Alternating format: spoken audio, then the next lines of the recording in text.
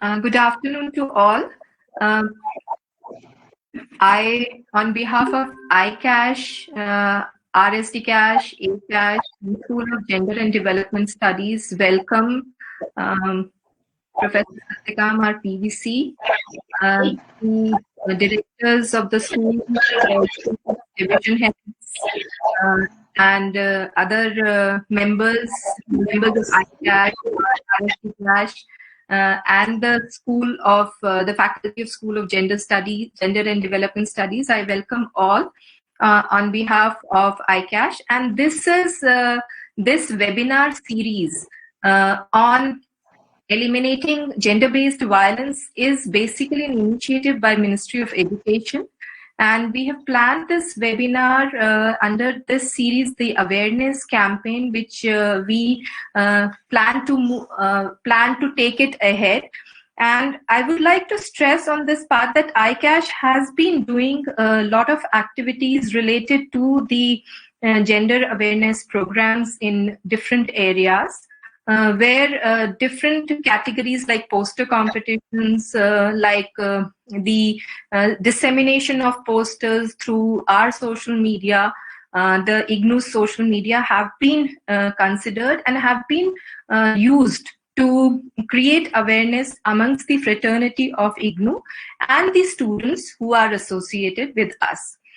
This particular series is going to talk about gender-based violence. Violence is something which is quite a negative word, but I would like to stress here that as per the Wikipedia, the violence can take many forms, and especially related to women. This particular concept has been defined in different categories as violence against women. So, and this is what Professor Savita would be talking about, I guess. And this series, I hope, will try to create a kind of awareness, because violence is not to be considered only in a physical form. It can be physical, it can be verbal, it can be in any, it can be forceful. So it can be in any forms. So that is why we have initiated this particular series. And I won't take much of the time. We can start with, I would like to invite Professor Satyakam, our Pro Vice Chancellor, who has been gracious enough to join us on this sensitive occasion. And this is quite a serious matter also, and it should be considered very important in all fields. Sir. धन्यवाद professor Niti Agarwal ji, school of gender and development studies के सभी मान्य सदस्य, हमारे साथी और iCash और उससे जुड़ी हुई सारे जो लोग हैं, उनको भी मेरा प्रणाम।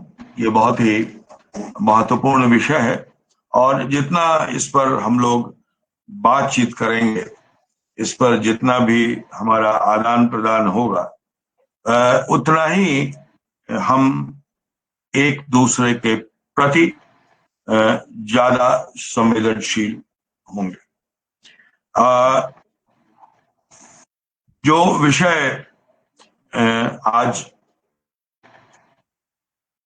है, जिस पर हम लोग बातचीत करने जा रहे हैं, और सविता जी, प्रोफेसर सविता सिंह हम लोगों को संबोधित करेंगी कि किस तरह से जो जेंडर बेस्ड वायलेंस है उस पर उसको किस तरह से एलिमिनेट किया जा सकता है हमारे पूरे समाज से, और उससे कैसे मुठभेड़ की जा सकती है, कैसे लड़ा जा सकता है और नया रास्ता कैसे चुना जा सकता है। जैसा कि प्रोफेसर नीति अग्रवाल ने अभी हमें बताया, मैं उनसे बिल्कुल सहमत हूं कि ये जो वायलेंस शब्द है, वो वायलेंस शब्द निश्चित रूप से एक निषेधात्मक नेगेटिव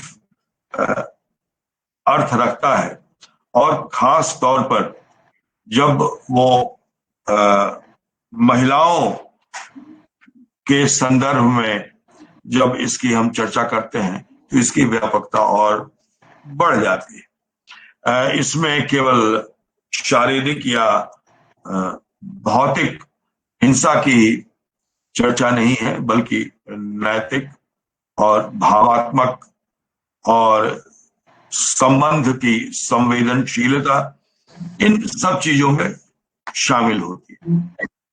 मैं एक साहित्य का विद्यार्थी हूं और मैं ये देखता हूं कि जब हम साहित्य पढ़ते हैं तो निश्चित रूप से उसकी संवेदनशीलता हमारे ऊपर जाहिर होती है, और जब से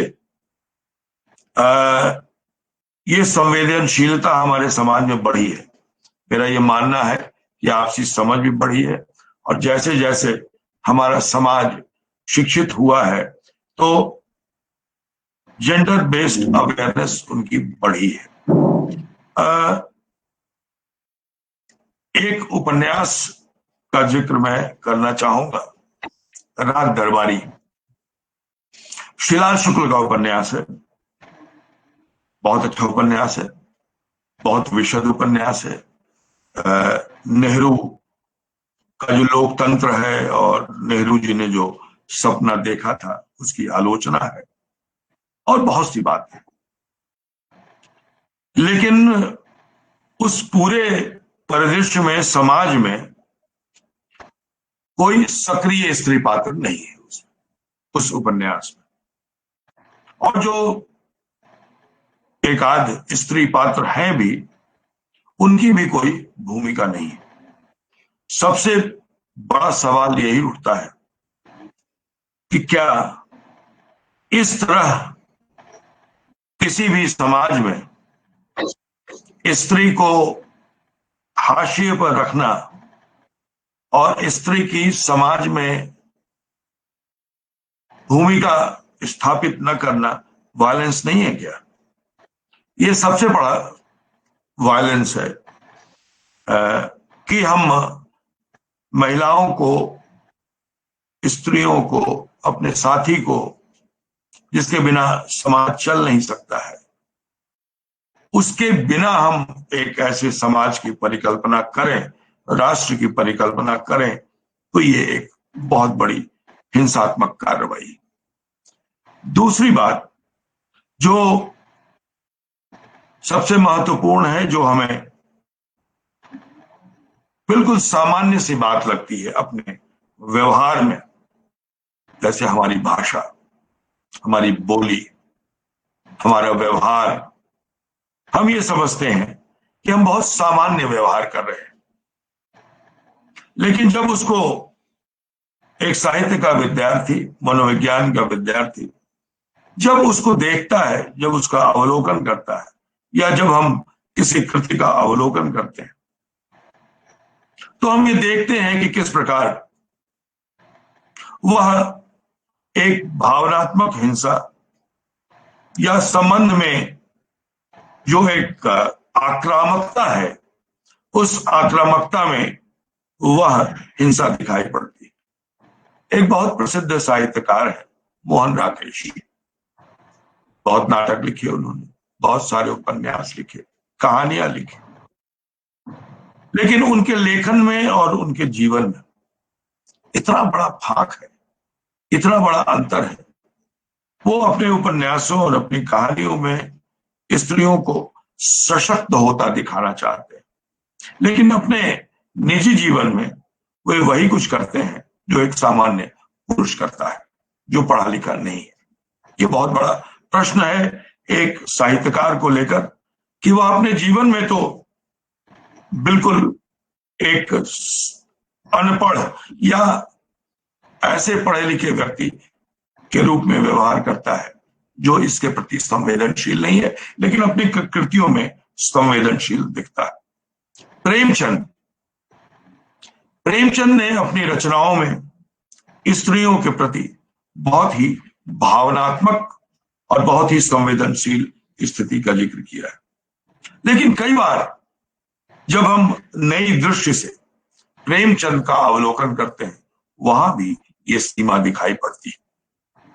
ये ऐसा लगता है कि प्रेमचंद कई बार, खास तौर पर जो मध्यवर्गीय समाज है, उस मध्यवर्गीय समाज की जो महिलाएं हैं, उन मध्यवर्गीय समाज की महिलाओं के प्रति प्रेमचंद भी एक परंपरागत भाव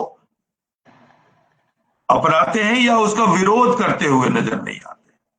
बड़े घर की बेटी, आपको ये कहानी याद होगी कि प्रेमचंद बड़े घर की बेटी के खिलाफ कहीं नहीं जाते, एक नया सिद्धांत गढ़ते हैं कि स्त्रियों का भी सम्मान होना चाहिए, लेकिन उसके उसके समानांतर वो कोई स्थिति या सिद्धांत नहीं गढ़ते।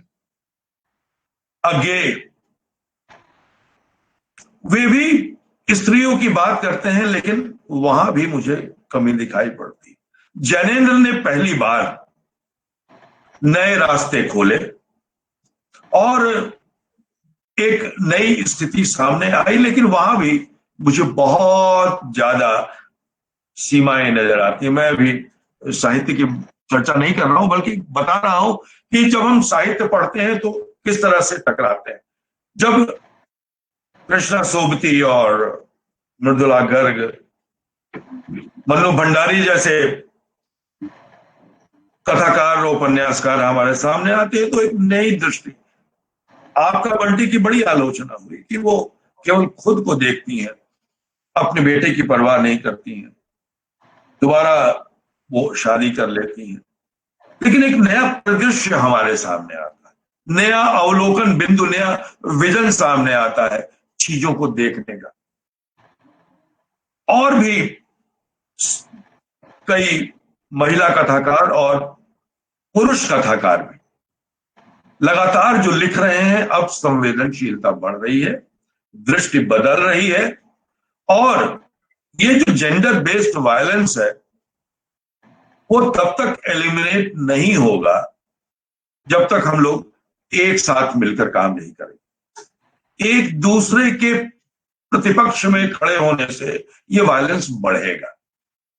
जब हम एक दूसरे को समझेंगे, एक दूसरे के प्रति समर्पित होंगे, तो निश्चित रूप से यह वायलेंस कम होगा। समझना पड़ेगा एक दूसरे, और मैं ये मानता हूं कि इसमें पुरुषों की भागीदारी ज्यादा महत्वपूर्ण है। ये मैं नहीं कहता हूं कि स्त्रियों की भागीदारी इसमें कम होनी चाहिए, लेकिन हमें इस मामले में, इस मसले पर निश्चित रूप से जो हमारे साथी हैं, वो साथी निश्चित रूप से हमारे सामने एक आईने की तरह है, जिसमें हम अपना चेहरा, अपनी मन स्थिति और अपने भाव को देख सकते हैं कि हम अपने घरों में कैसा व्यवहार करते हैं, अपने साथियों के साथ कैसा व्यवहार करते हैं। और सबसे पहले अगर हम अपने घर में अपनी पत्नी, अपनी बेटी, अपनी भतीजी, अपनी भाभी, अपनी मां के प्रति यदि संवेदनशील हैं और वहां हम पुरुष बनकर उनके साथ व्यवहार नहीं करते हैं, तो बाहर भी हमारी स्थिति बहुत महत्वपूर्ण। ऐसा हो ही नहीं सकता है कि बाहर हम अपने महिला साथियों के साथ बहुत ही बेहतर व्यवहार करें, जिसमें कोई भी जेंडर आधारित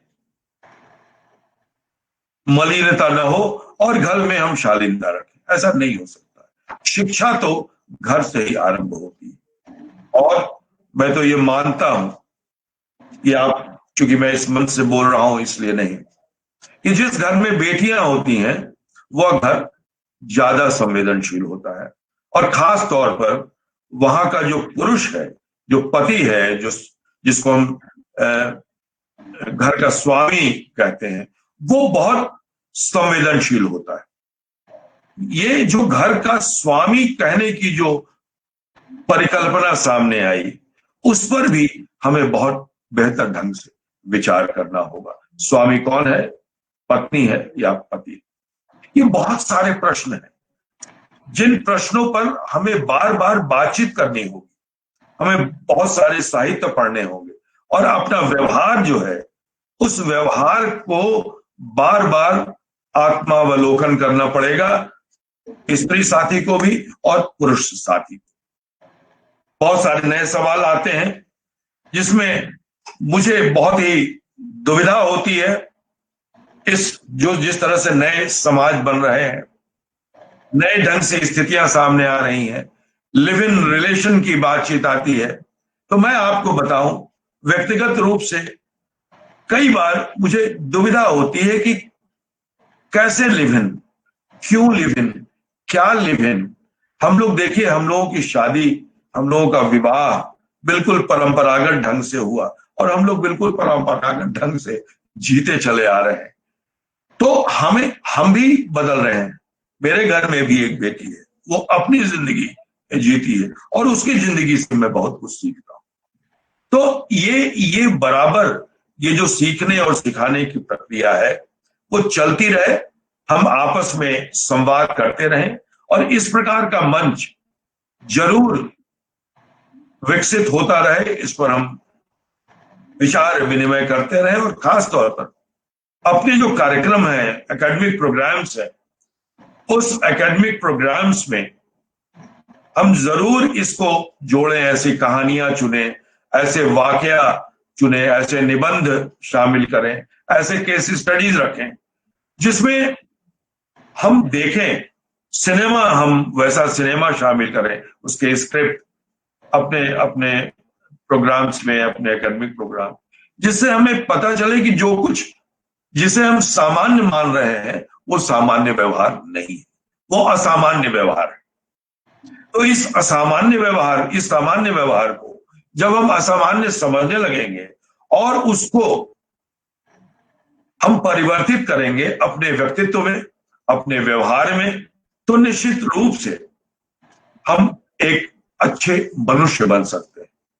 महिलाओं के प्रति सम्मान रखना, अपने साथियों के प्रति, और केवल महिलाओं के प्रति ही नहीं, अपने पुरुष साथियों के प्रति और पूरे समाज के प्रति एक सम्मान का भाव यदि हम रखते हैं, तो अगर पूरे समाज के प्रति हम समाज के प्रति सम्मान का भाव रखते हैं, सहृदयता रखते हैं, समझने की कोशिश करते हैं, तो निश्चित रूप से ये जो महिलाओं के खिलाफ जो वायलेंस है, जो हिंसा है, उसमें कमी आएगी। मैं ये नहीं कहता हूं कि ये पूरी की पूरी तरह से समाप्त होने वाली चीज, लेकिन इसमें सुधार होगा केवल जितना हम एक दूसरे को समझेंगे, उतना ही हम सहृदय होंगे। और एक साहित्यकार सहृदय होता है और खास तौर पर जो साहित्य पढ़ता है वो ज्यादा सहृदय होता है। तो मैं अपने सभी साथियों को, अपने सभी विद्यार्थियों को ये सुझाव देना चाहूंगा कि ज्यादा से ज्यादा साहित्य पढ़ें और साहित्य पढ़ने के बाद वह देखें कि रचनाकार किस तरह से पूरे समाज को देख रहा है, स्त्री पुरुष के संबंधों को देख रहा है, समाज में आने वाले बदलावों को देख रहा है, और वह आईना होता है साहित्य हमारा, जिसमें हम अपने आप को देख सकते हैं। तो अभी मैं कुछ ज्यादा ही बोल गया, मैं तो सविता सिंह जी को सुनने आया था। तो आप लोगों को एक बार बहुत बहुत बधाई और शुभकामनाएं। सर, आपका बहुत बहुत धन्यवाद और आभार। आपने बहुत ही सरल शब्दों में साहित्य के माध्यम से इस वेबिनार की भूमिका बांध दी है और हमको उम्मीद है कि हमारे जितने स्टूडेंट्स हैं और जितने फैकल्टी मेंबर्स हैं देख रहे होंगे, उनके मन में जो भी प्रश्न होंगे वो फेसबुक पे पोस्ट कर सकते हैं, जो हम मैडम के टॉक के बाद उन कुछ क्वेश्चंस को ले सकते हैं। Now I would like to invite Professor Nilima Srivastava, Director, School of Gender and Development Studies, to welcome the gathering. Ma'am. Thank you so much, Professor Neeti Agarwal. I welcome you all to today's webinar on eliminating gender-based violence. I especially welcome our PVC, Professor Satyakam, and directors of schools of studies, heads of divisions, regional directors, members of IGNU community at the headquarters and at different regional centers across the country. Research scholars and learners with the school who have joined us live on Facebook, I accord a welcome to you also. Our PVC has thrown light on this issue very well through his literary discussion. Let me also share with you that why it is important to talk about gender-based violence. Because social and economic cost of this violence has serious implications for our society. According to WHO, globally, about 35% of women face violence in their lifetime. In a study done in India on a sample of 10,000 women, 26% reported having experienced physical violence from spouses during their lifetime, and it has been reported as high as 45% in some states. According to National Crime Record Bureau in India, every 3 minutes, a crime is recorded against women. Every hour, at least 2 women are sexually assaulted, and every 6 hours, a young married woman is beaten to death or burnt alive. As a consequence of facing violence, women suffer social isolation, unemployment, income loss, poor self-care, and they fail to provide adequate child care, all of which are grave concerns. School of Gender and Development Studies has from time to time deliberated upon this issue by addressing it at different platforms and on several occasions. In past 1 year, 2 webinars have been organized by the school. The first one on 16th of July and another one on 6th of November 2020, where eminent scholars from academia and grassroots organizations discussed various dimensions of gender-based violence. Today, the school has collaborated with iCash to bring to fore the nature, extent, and gravity of the situation and what can be the possible measures that will help in mitigation of this deep-rooted malady in human society. With this background, I once again welcome all the participants who have joined today's webinar through Google Meet and live on Facebook, who have, by their participation, shown their sensitivity and motivation in overcoming violation of human rights of an individual. Thank you so much. Thank you so much, ma'am. Now I invite Professor Anu Aneja, Chairperson ACASH, to introduce our key speaker. Ma'am. Thank you very much, Professor Neeti Agarwal. It gives me great pleasure to do this small task. And before I do that, I would like to also extend thank you to Professor Satyakam, our PVC, who has spoken with such great sensitivity about gender violence and gender-related issues, and how he has linked the literary with the personal. For me, especially, that was really, really moving, because it shows his the effort that he has put in at a level where a lot of men, I'm afraid to say, do not attempt these type of interlinkages. So it has been a great pleasure to listen to him. And one of the issues that he raised about invisibility as a type of violence, कि जब हम स्त्री को दिखाते ही नहीं है, जैसे कि साहित्य में, या उसके ऊपर पर्दा डाल देते हैं उसकी शक्ल पे, तो वो भी एक तरह का वायलेंस है. With these words, I would like to introduce my friend and colleague, not at all invisible, very much, in fact, present with all of her accomplishments, Professor Savita Singh. We have a great pleasure in having her deliver this talk today. As many of you know already, and some of you may not, she is both a political theorist and a feminist poet, and she writes in Hindi as well as in English. In the School of Gender and Development Studies, she is a professor, and she coordinates the PhD program in Gender and Development Studies, as well as the Master's program in Gender and Development Studies. She joined SOGDS in 2009 when she took charge as its the first director of the school. She has done her Master's and MPhil from Delhi University, following which she studied at McGill University in Montreal. And her PhD work is on the discourse of modernity in India. She has taught political theory at McGill University and at University of Delhi.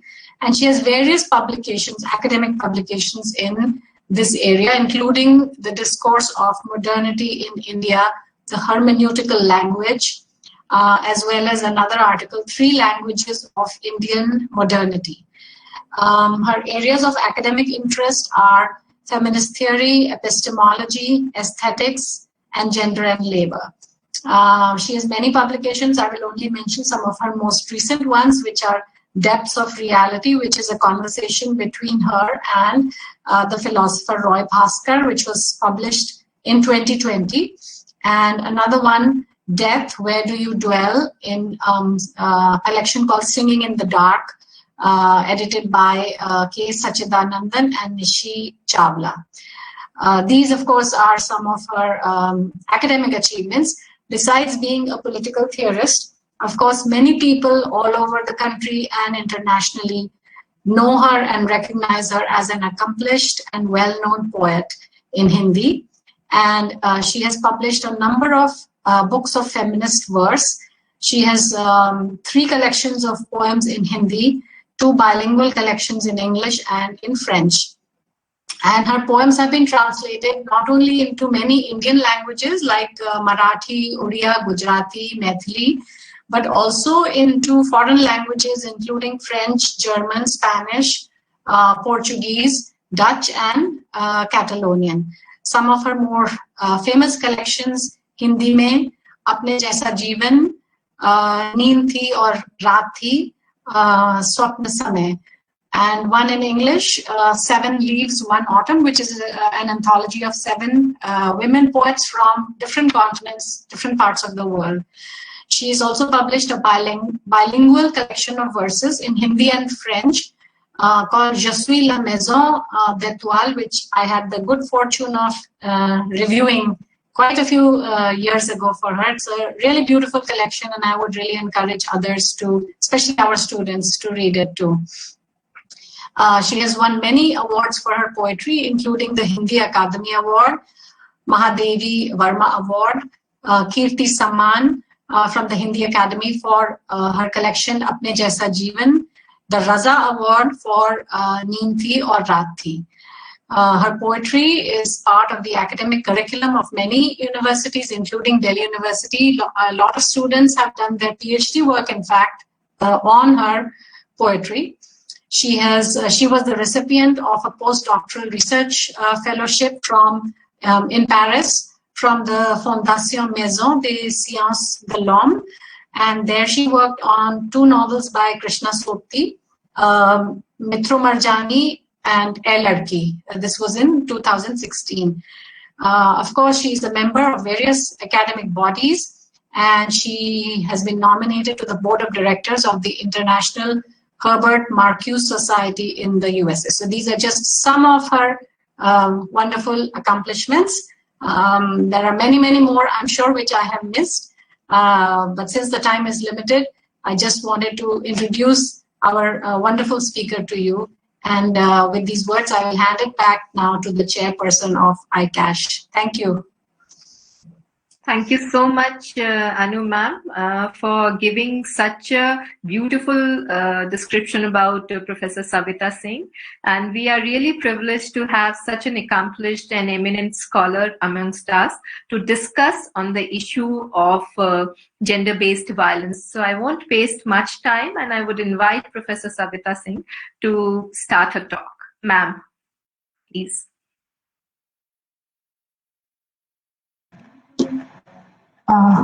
Good afternoon. Thank you so much, Professor Satyakam from our PVC, an accomplished critic who has edited many volumes of work and of magazine, Hindi journal, very important journal that he edited quite, I think quite recently, stopped, Samiksha. Thank you, Niti Agarwal. Thank you, Professor Anu Aneja. Thank you, Dr. Professor Nilima Srivastava. I think it's a great pleasure to be addressing our own community, our own students, our own colleagues, our own seniors.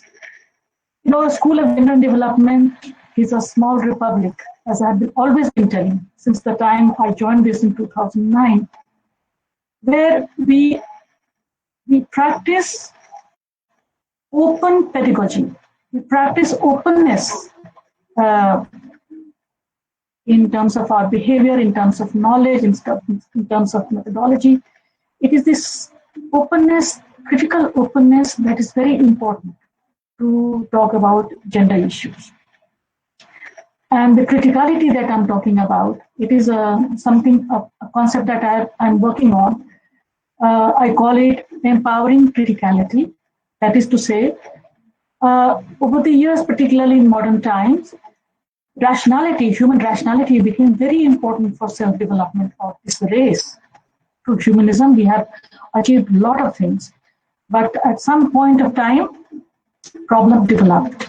And that is where I want to pitch my position. There are two ways in which gender-based violence can be addressed. One is, which Professor Satyakam has already talked about quite a bit, is that in addressing our attitudes. This is where anti-gender, anti-women, anti-other sexuality values are practiced, even if they happen to be our own families. A similar attitude should be taken in our academia, our neighborhoods, and so on and so forth. We should be able to tell people that certain ideas that they consider normal, because they have been normalized, they are abnormal. I think I really love this point that Professor Satyakam. The abnormality of our lives in which there is just so much violence is normalized. It's a kind of an ideological cover that we have to sort of clear. We have to open it up to show that reality is of a very different way. So I enter into this discourse from a position of critical theory. I am a feminist critical theorist. This is my position. So kindly do not be offended if I make some, since we are going to discuss a very tricky problem, which is of violence. It has been pointed out that it is a negative practice, it's a negative attitude that we practice as human beings. So I will try to tell you as to why this violence has been normalized, why it is practiced. Second thing, in this particular, though I have very little time, but I'm just trying to theoretically place myself so that people understand what I am saying, what I intend to say, in fact, even if I'm not able to convey it fully in this limited time. One level is attitudinal rectification or improvement.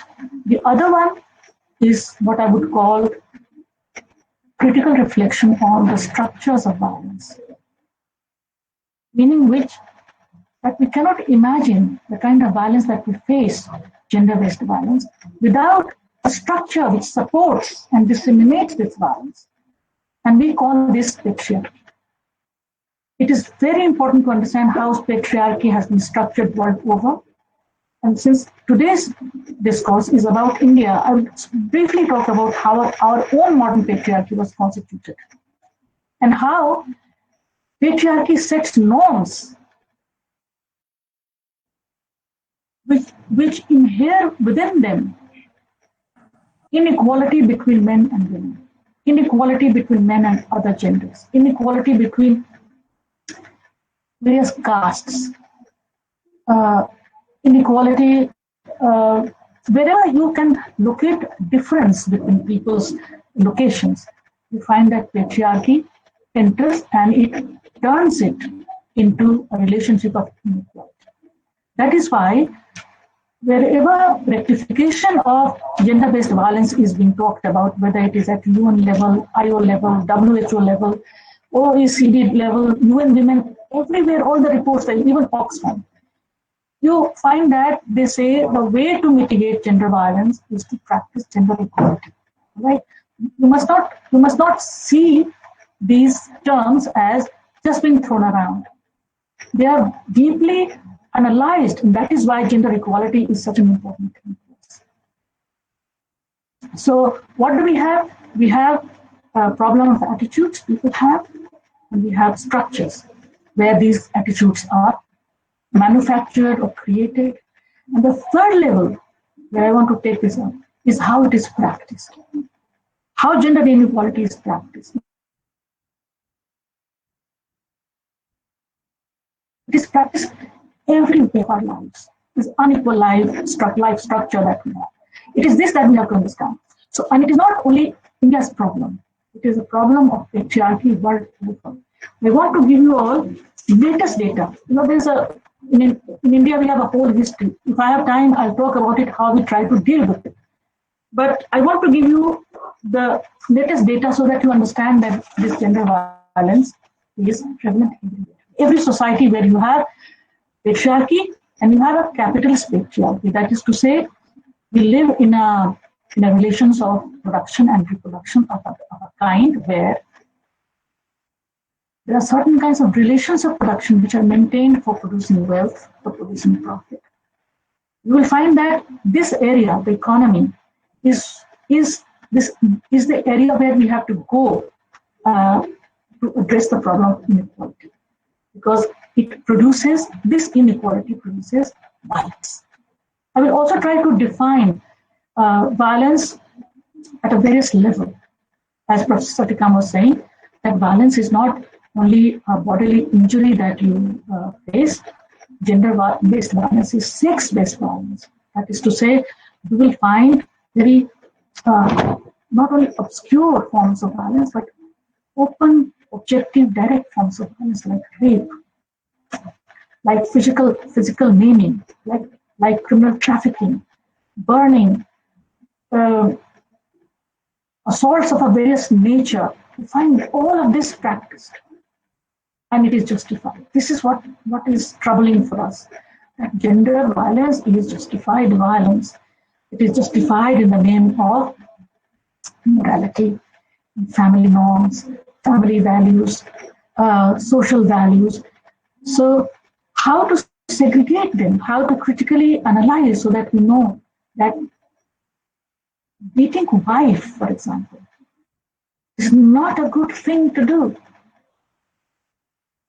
Raping women is not a good, what do you get out of it? What do you do by doing this? By physically hurting people. So it's not only this objective form, but also subtle forms, psychological torture, gaslighting, dehumanizing. You find in all these places, you don't justify, if you dehumanize somebody by saying that he or she is animal-like, that is why this can be justified. If a man beats his wife, he says she will be corrected after the beating, but you know that it doesn't correct, it corrects nothing, it only subdues women more, all right, and creates bad blood in the family. And it is not, as I'm telling you time and again, it is not only limited to India, it is structural. It is generated by patriarchy, a system of symbolic order, where a man is not only a man is a father, a man is a brother, a man is a husband.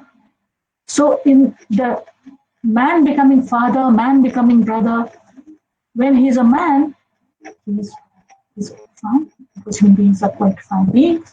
But when it acquires this particular role, it is set in the laws of our society, laws of our economy, laws of our moral texts. It is then that it is followed by them as their privilege, as something necessary to run the society, to bring order in the society.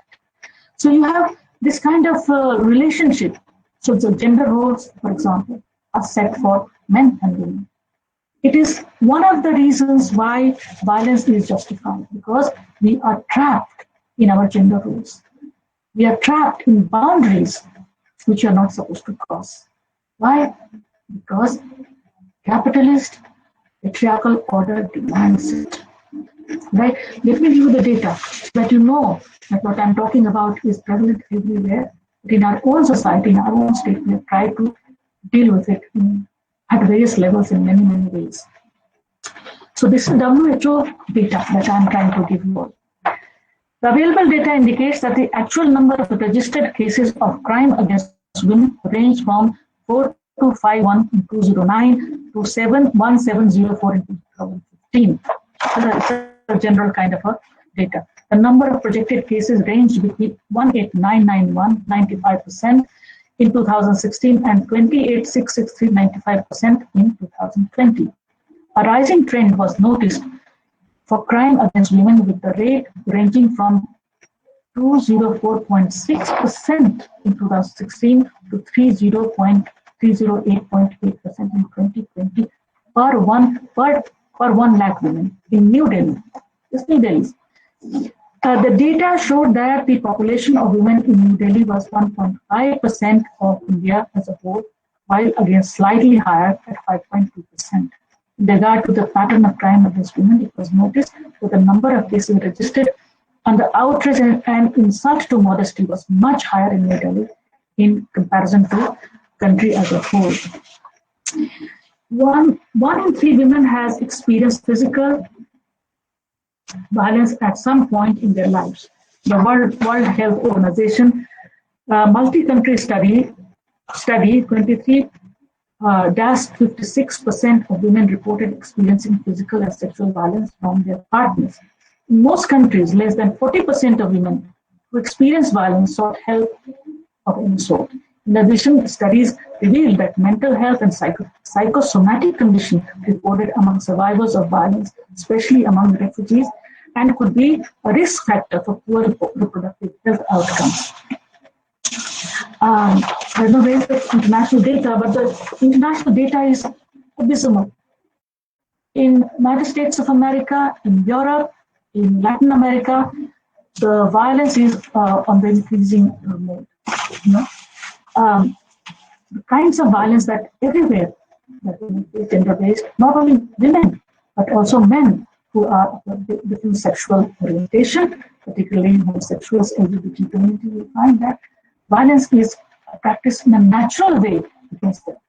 So the forms of violence that are generally practiced is in terms of feticide in India, in China as well. Dowry deaths still going on in this country.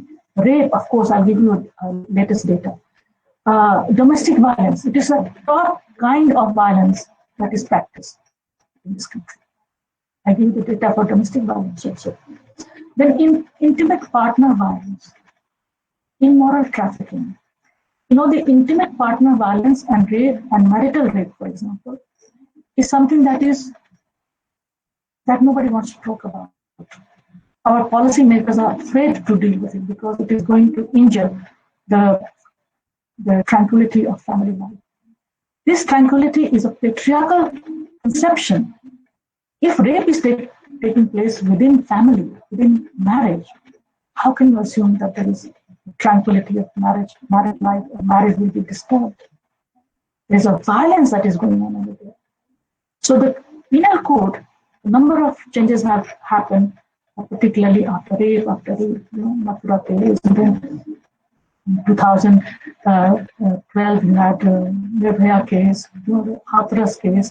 I mean, it's just going on and on, right? The violence of this level.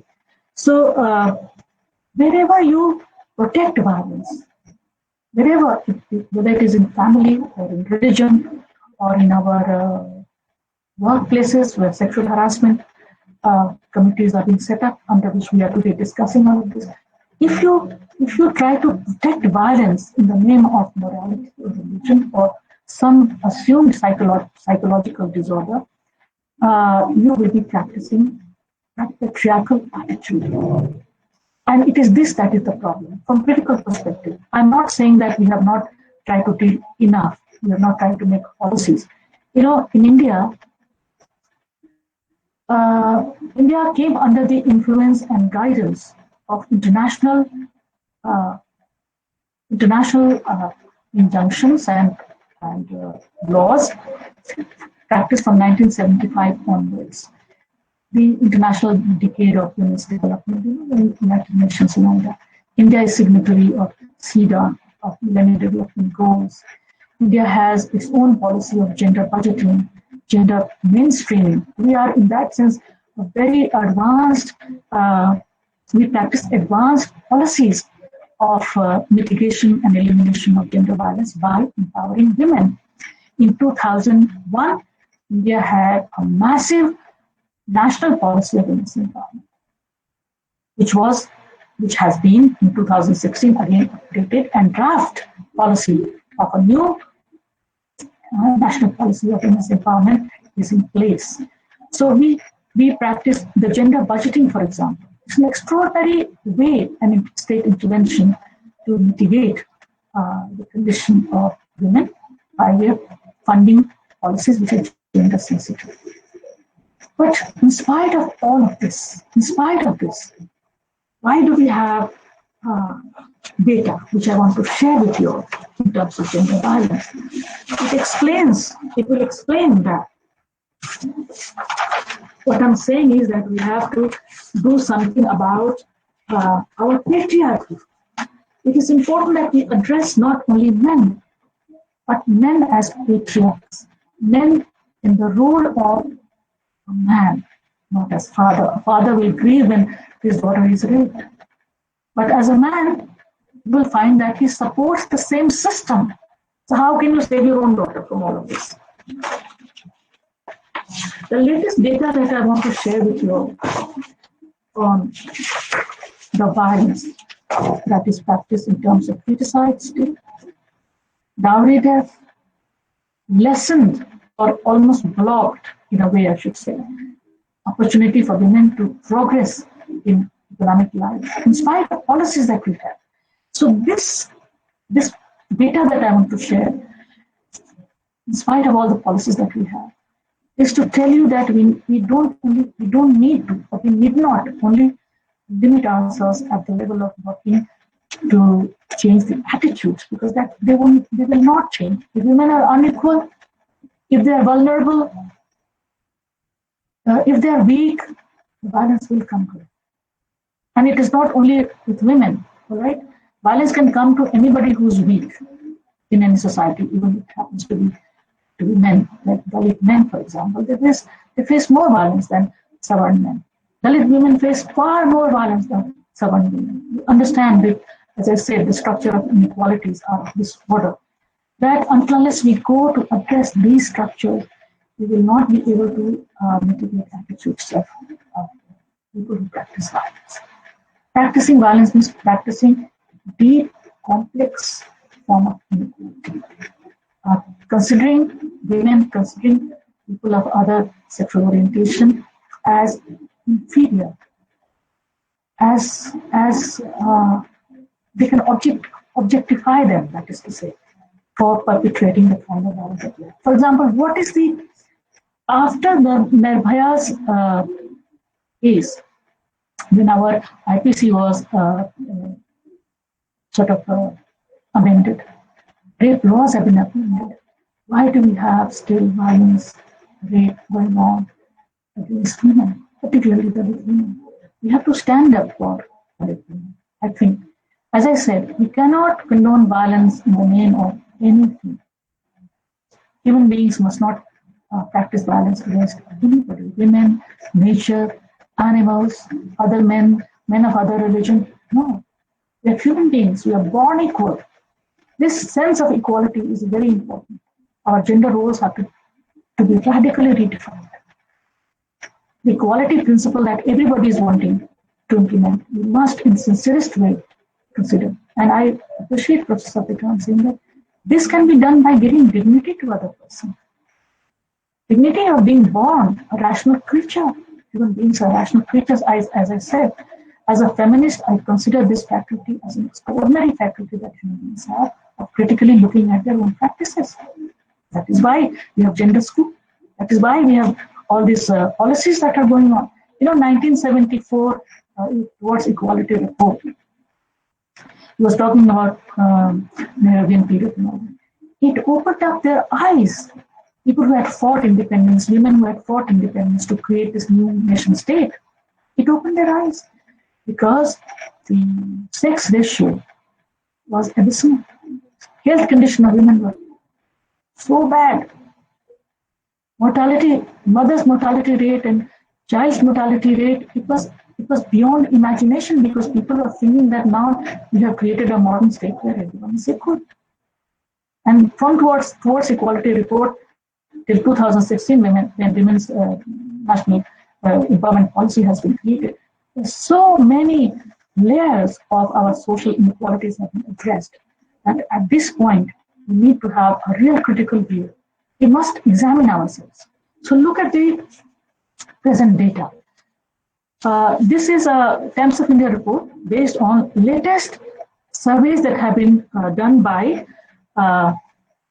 National Crime Report Bureau, National Family and Health Survey, and from CMEI, Monitoring Indian Economy.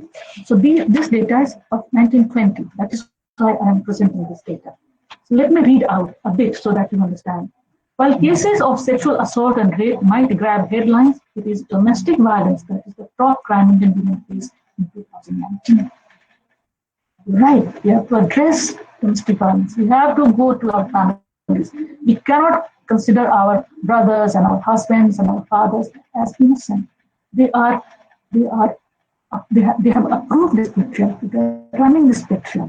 They admonish us when we try to veer away from it in the name of morality, moral values, and so forth. Of the total 4.05 lakh crime against women registered by National Crime Record Bureau, NCRB, during 2019, 1.26 lakh, over 30% were that of domestic violence.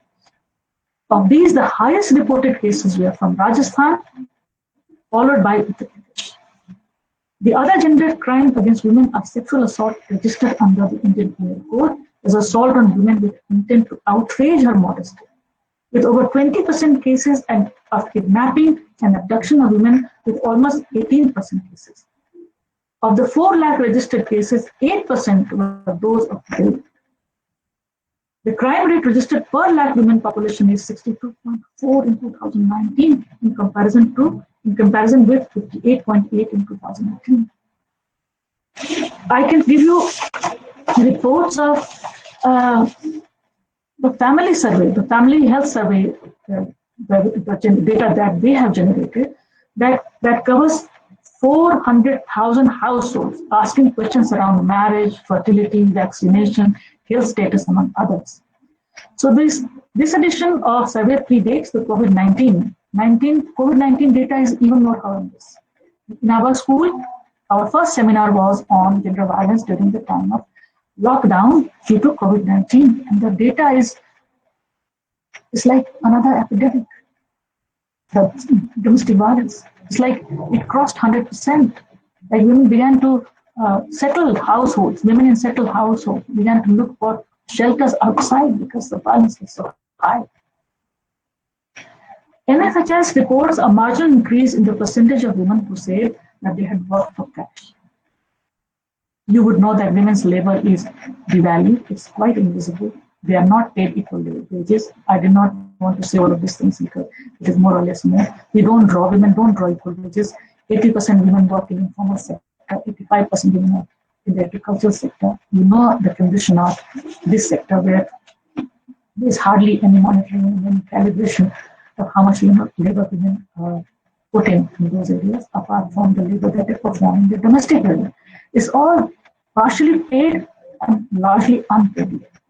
So it is in this context that they are looking at the female participation in the labor force, which is at 24% as recorded in 2015.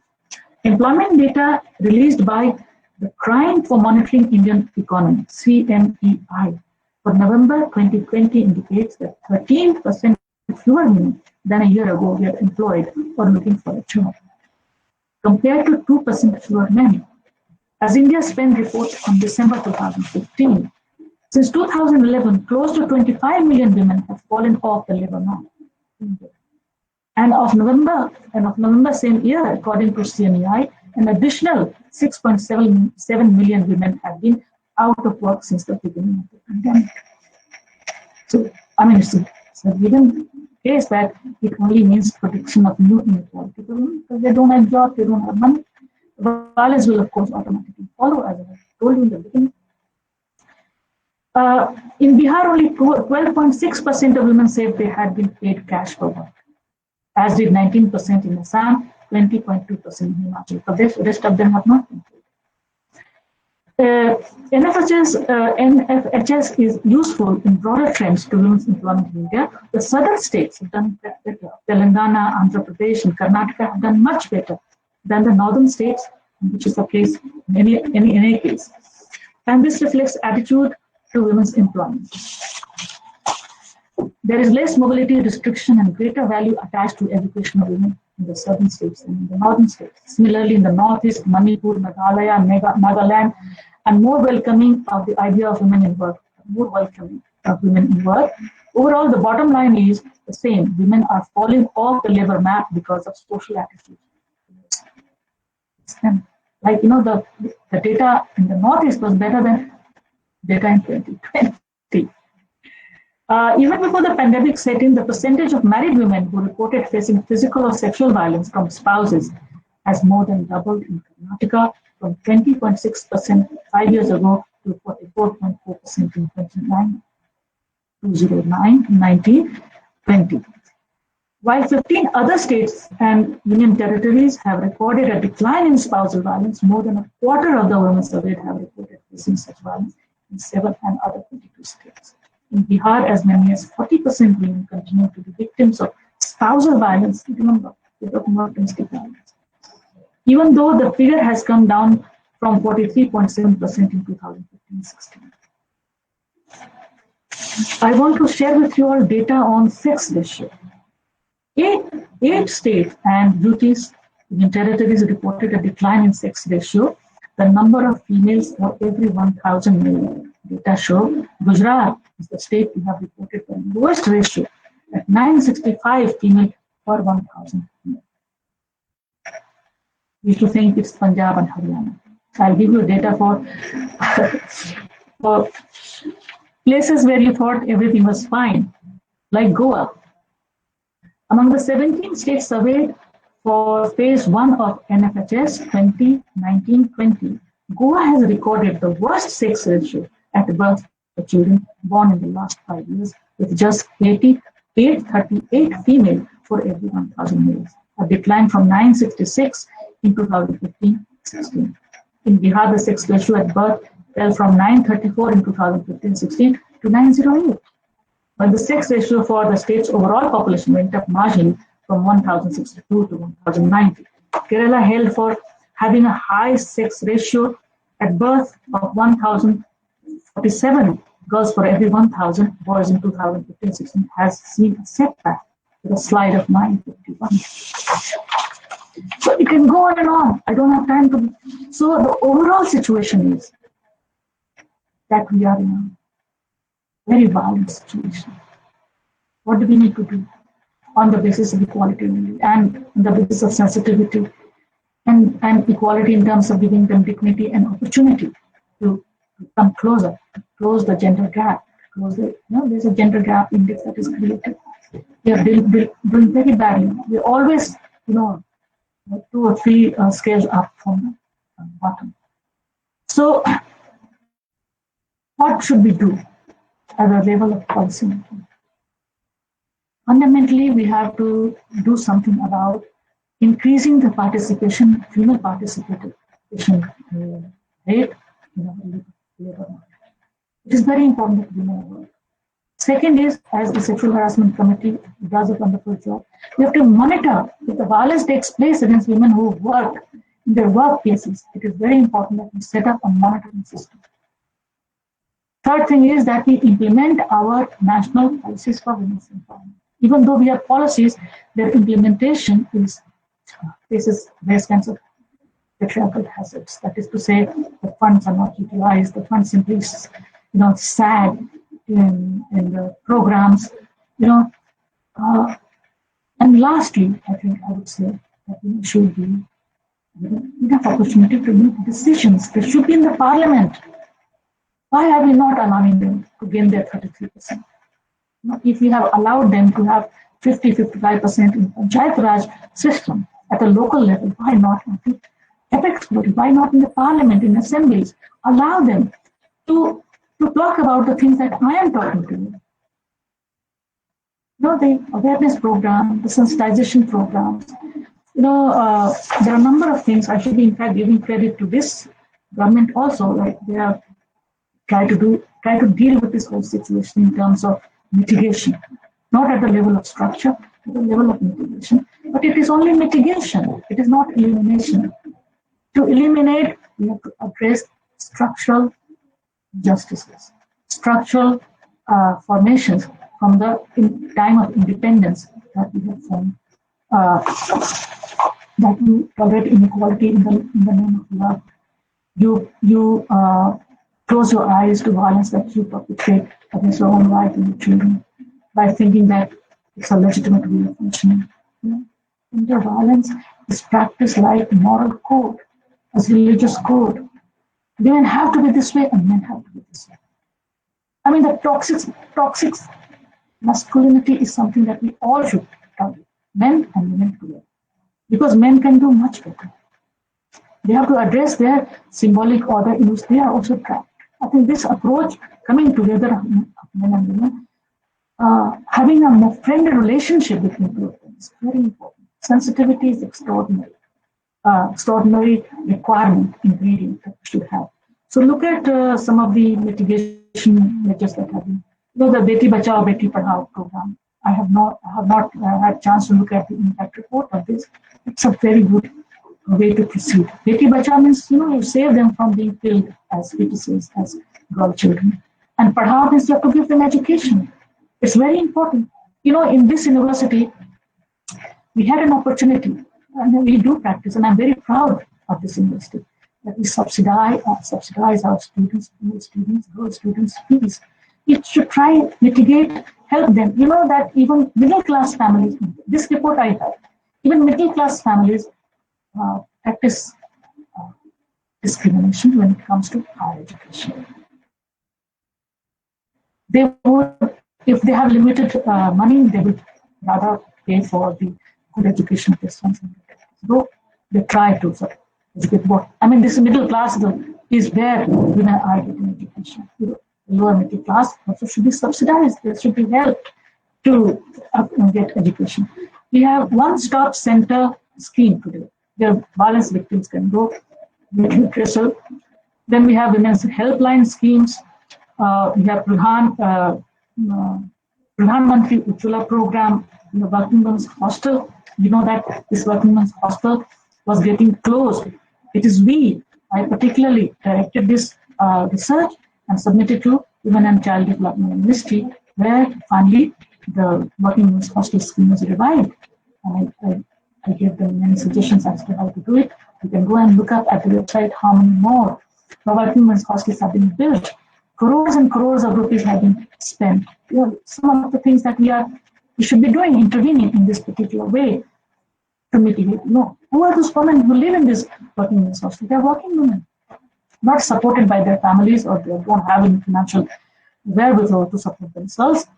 Sometimes they face prejudices. Single women are not even given houses on rent. You know that, all of this. And then we have support for training and employment programs. We have Nari Shakti Puraskar. I mean, these things are just to mitigate. The real requirement is that we try to slowly and gradually dismantle our patriarchy. The attitudes that is supported by patriarchy will dissipate. But how to do it? Obviously, we have to employ all these things that I'm talking about, awareness programs. We have to go to our children. Mothers have to educate their children properly. They will grow up as healthy and happy children. Men and women have such a chance in their lives if they have good parents. If the family is liberal, if the family allows children to speak up, to express themselves, to express what they want. How many girl students want to have higher education? I know very many students. That is what they want. It's not something illegal. It's not something that is immoral. I think as an institution, it should do something about girl students, help them in the way of giving them admissions, subsidizing their fee, making hostels for them. Our students, say for example, our PhD students are coming from different parts of the country. Female students may not be able to join us because they fear violence. We provide hostel for women, research students, or it will help. This is the level at which we can intervene, I would say. Then a community support system, we should have improving women's agency and financial independence, we are just talking about. The advocacy and awareness program that we are doing. I must say that I should be stopping over here. I must say that critical approach we adopt, we will not think that changes that we are making are in any case, in any way, detrimental to our social order. Social order can be created again on the basis of more equal footing, on the basis of more flourished thinking about each other, more friendliness, and what is very, very important is that we should think about not only gender inequality, but also class inequality. All other forms of inequalities must be caste inequality, religious inequality. We should think that as human beings, we are universally provided with a species life to lead a good life. That can be possible only when we come together with the honest sense of changing situations around us. Thank you very much to all of you. You know that our school has been doing all these things. Perhaps Nilma should have pointed out that we are making gender sensitization programs, gender awareness programs. Why do you think we're doing it? Purposes. As a school, we are happy together. You must know somebody should study our school. We are a republic where we practice equality. We care for each other. We care for each other's differences, and we try to bring those differences to a platform where they serve us to practice what is known as substantive equality. That is the road for us. Thank you so much. Thank you so much. It has been a pleasure to listen to you, to your thoughts, and what the statistics you covered throughout your lecture. In the very beginning, you said that the way to mitigate gender violence is to practice gender equality, and that is very pertinent.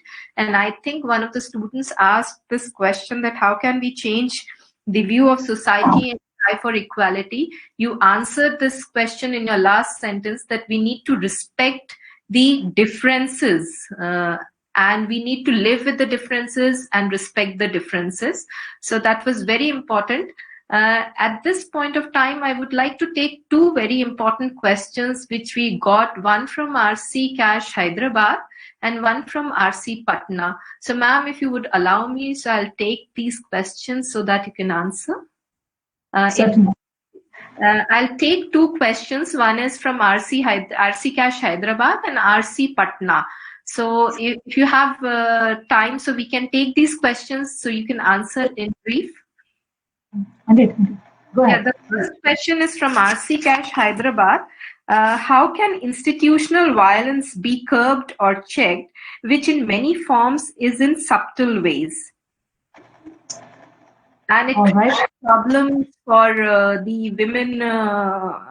women, working employees in the organization, because if they are assertive, they have to go through a certain kind of agony and they have to bear the pain. Yeah. So, that is why we have to set up monetary systems. Recently, when the COVID situation began, I must tell you how things improved. It's also very important that we don't act against government, all right? We are not against government or state, right? We invite them to show sensitivity towards various contexts within which violence takes place. There are various levels and kinds of violence that are gender-based violence. So, in workplace, the Sexual Harassment Committee is doing a fantastic job all over the country. I can tell you this much. But also funding is very important. The schemes that government brings from time to time, especially if you look at 2016 draft of National Women's Empowerment Policy, you'll find that various kinds of schemes have been created where funds can be sent, right? So generally women don't unionize. They don't come together. This division that women have, with patriarchy only creates amongst them, that has got to be, women have to come together. Not to go against men, but to get the policies that have been already made by the state to be implemented and enforced. It is this way they have to interact not only at the level of individual and the perpetrator of violence or institution. They have to take this to the level of where there are background, where there are frameworks for them to address those situations. I didn't have time to talk about the various, and it's very important that they know what kind of policies and laws they have in their own favor. And in government of India or state is signatory to such international laws and programs that can direct even the state, national state, to mitigate the situation of gender violence in India, even in a smaller place. So CEDAW, for example, India is signatory to this. This is a covenant which allows you to eliminate exploitation, violence against women of all kinds.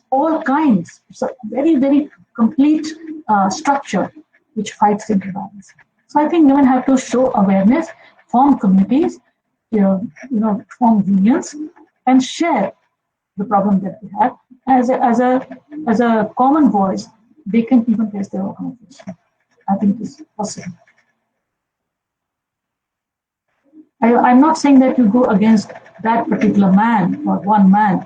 I'm saying go to the law, go to the policies, get informed, get it implemented, monitor at your own level. The School of Gender Development Studies, the director had offered to the Ministry of Women and Child Development that the Domestic Violence Act was implemented in 2005. Where are your impact reports? You should demand. Unless you have this kind of assertiveness within the national framework of women's empowerment policies, you will suffer. You're not asking something that is not given to you, it's given to you. So you look at it. That is what I suggest. No man can violate you if you oppose. Of course, violence is there, but you have to learn to resist and oppose and unionize and form community that resists and helps you. Thank you, ma'am. There's a question from RC Patna, and we had similar questions what we have from RC Patna, so I'll take only this question. Men can be feminists by supporting the cause of women, and women can be patriarchs by supporting and perpetuating patriarchal family practices.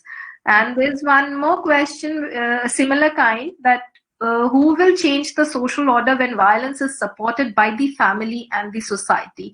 Like you just said, that if you need to oppose, you need to stand for yourself to eliminate gender violence. But at certain point of time, one feels that you are not being supported by your own fraternity. Like being a woman, I'm not being supported by the women herself. So what do you have to say on this? Yeah, the way forward is, first point is very well taken. There are a number of women who are patriarchal, right? But why they are patriarchal, this has to be understood. If they don't support the family structure that patriarchy has set up, they will find themselves in big trouble. Number of violence takes place because they don't uphold the family norms. That is to say, if they don't cook well. You know, there's one woman who reported during the COVID situation, during the lockdown, that her husband often beats her up because he claims that the dal has not been made well. So there is less salt or more salt in vegetables. So this violence, the women succumb to this because they want to, at their personal level, they want to mitigate it. So they support a system that finally oppresses them. You know? Today you can stop. Tomorrow you can stop that violence coming to you by compromising with the patriarchal values. The day after, a lot of women are killed in the household for not upholding patriarchal norms. There are allegations against them. There's suspicion. A lot of women beat up their wives, blaming them infidelity, where it is absolutely not a case that can be established. So women face so much violence from immediate quarters that they adopt the same values. So, I mean, I'm not supporting women who are patriarchal, but I'm telling you the process as to how they succumb to it, how they come to support this system. So it is possible. But it is also possible, as you pointed out, men can become feminists. So it is, again, you have to go to your own critical faculty. You have to examine that this kind of violence, is it supportable? Should we condone this kind of violence? Is it good?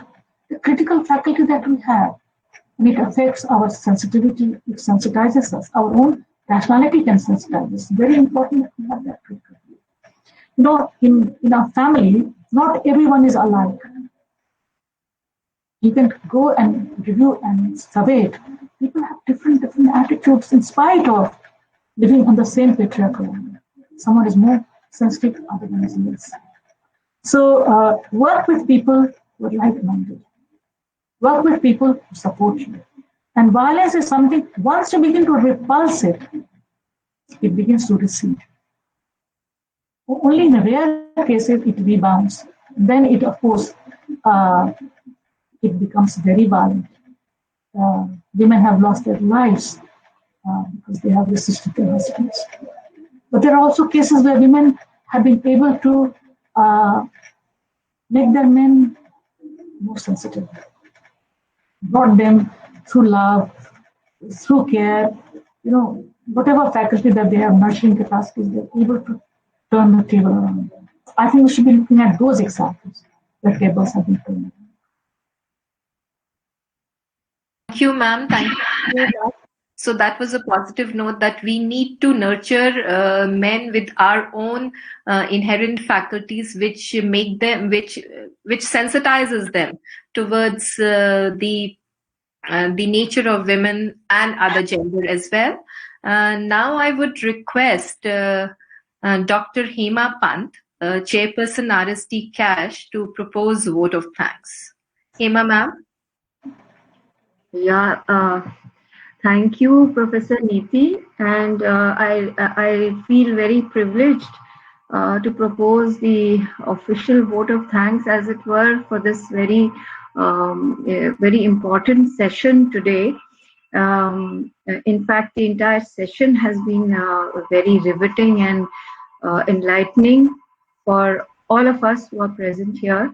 So at the outset, I wish to thank the IGNOU authorities, Honorable Vice Chancellor, Professor Nageshwar Rao, for his encouragement and the go-ahead, and Professor Satyakam, our Pro-Vice Chancellor, who set the tone for the meeting, as it were. And he being a literature expert himself, he really interlinked this gender issues, the gender sensitivity, the gender subjugation issues with the theme of today's presentation. And I think there's very useful insights he provided when he linked, when he gave examples from literature like Rag Darbari and by Shrilal Shukla and Mohan Rakesh and Premchand, and the more relatively more recent literatures like Manu Bhandari, Krishna Sopti, and the difference in their projections and how literature can actually foster sensitivity towards women in society. I think that was the message, and basically all of us need to address our attitudes towards this issue. I think that was the main highlight of his presentation. Of course, we are indeed very thankful and grateful to Professor Savita Singh, an eminent expert in the area of gender studies. And we thank you, ma'am, for sparing your invaluable time to deliver this talk on eliminating gender-based violence, specifically focusing on roots of gender violence in India, elimination and mitigation. Thank you for your very pertinent insights on the aspects of mitigation and elimination, and enlightening the audience about the different forms of gender violence in India, women abuse, aggression of men against women, and substantiated with very valuable statistics. Something which I found very kind of noteworthy and interesting and really important for all of us is that women have to, take the effort themselves. I mean, as you very rightly said, ma'am, it's very difficult to sort of break these attitudinal, barriers, as it were, I would call them, and these mindsets. We kind of nurture them ourselves. I feel women in many instances do that themselves. So we will have to do a little more of thinking as to how we've allowed this violence to be normalized in our lives. What kind of rectification, attitudinal rectification is required? What are the critical reflections on the structures of violence? That is the patriarchal structures, the exclusivistic structures like caste, gender, class, so on, and the economic disparities that foster violence. You really shed a lot of light on all of this, and this will sort of trigger a lot of thought in all the members who've been listening on, and will compel them to think more on this issue so that we could at least come out with some of the solutions. And you also very, categorically spoke about some of the government schemes which are sort of there for mitigation, but elimination is still a long way to go. So schemes like Beti Bachao, Beti Padhao, the Pradhan Mantri Ujjwala program for working women hostel, the Nari Shakti Puraskar, and the other kinds of community support mechanisms that are there, but which really need to be strengthened. So thank you, ma'am, for this very enlightening lecture. And I would also like to thank Professor Nilima Srivastava, Director, School of Gender and Development Studies, for very proactively taking up the proposal for the collaborative webinar with iCash, and also putting in all the efforts the nitty-gritties for right from planning, and all the preparations were in place. And also initiating this program, giving us very useful statistics about crime against women, and how School of Gender and Development Studies in IGNOU is making all out efforts to take this mission forward. Thank you, ma'am, Professor Srivastava. Professor Anu Aneja, chairperson of the Apex Committee Against Sexual Harassment in IGNOU, and also senior faculty with SOGDS. As always, I feel she's always there with her constant support and guidance, her eye for minutest details, and setting us on the right track whenever there is any slightest error. And in fact, all dimensions of the activities which we have been conducting, and particularly this one, right from the thematic to the operational stage, Professor Aneja, we really thank you for your support. Then Professor Neeti Agarwal, chairperson iCash, for shouldering the entire responsibility, I would say. Of course, sharing with all of us time and again, but right from planning, organizing, coordinating from day one, from the time this program was conceptualized, because it was a requirement as we had got communication from the MOE. I would like to thank Professor Neeti for her meticulousness and her painstaking efforts in ensuring that this program is a big success. Then I would also like to thank all the directors of schools, heads of divisions, all the regional directors, all the members of the 3 cash committees, that is ACash, iCash, and RSD Cash, and also all the chairpersons and members of RC Cash who would have joined us through the Facebook. I thank them for their participation in this very interesting and useful program. A word of thanks to the head computer division for placing this on the IGNOU website, and also to Mr. Rajesh, who is the AR in the Public Information Unit, for circulating this information widely through social media, through Facebook, Twitter, Instagram. I would also like to thank the learners, especially the research scholars and the Director Research Unit, Professor Dr. Vijay Lakshmi, for giving this link to the research scholars so that they could at least have attended and listen to our eminent speaker in today's meeting. Thank you, one and all. I firmly believe that the insights gained in today's session will go a long way in spreading awareness about this gender-based violence, which is so deep-rooted in our society, and will also at least give them a few points to ponder so that they could sensitize their own selves and also those around them about the different causes and ways of mitigating gender violence. Thank you, one and all, and over.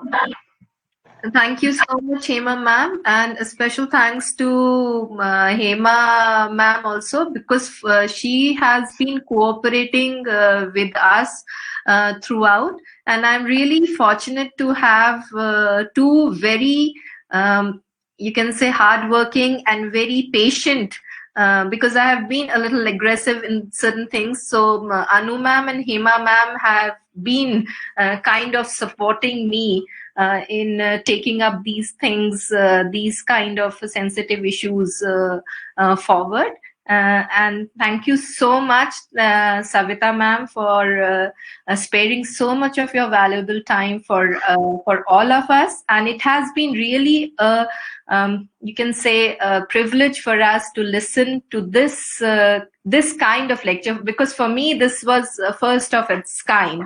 Though I have been reading things, but listening to your experiences and the way you all have been working, the School of Gender and Development Studies have been working, it's been a privilege. Thank you so much. Thank you, Nilima ma'am, for supporting all of us in taking this forward, and we look forward for more of such initiatives and more of such activities in future, which hopefully will sensitize and to be very frank, that IGNOU is one of the first universities, I could say, that which has been working on these issues quite diligently, and I'm proud of that particular part. Thank you so much. And with this note, I would like to end this webinar. Thank you so much. Thank you. Thank you, everyone. Thank you, Savita and Neeti, Anu, and Heba, for this wonderful opportunity of collaborating and discussing with so much of sensitivity and also concern.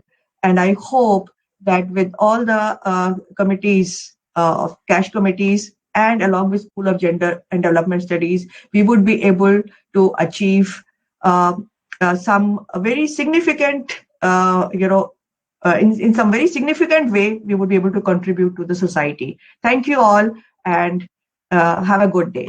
Thank you once again. ma'am. Thank you so much. Thank you, Rajesh, for taking us live on FB. Thank you to everyone. Neeti, Hema, Nilima, and especially Savita. All of you have worked really hard. And especially Chairperson iCash has worked the hardest. So thanks to all of you. Yeah. Thank you, ma'am. You keep me grounded, you know. We should be getting together like this often, I think. Yeah, surely, ma'am. Sure. Thank you so much. Thank you. Okay, bye-bye. Bye-bye.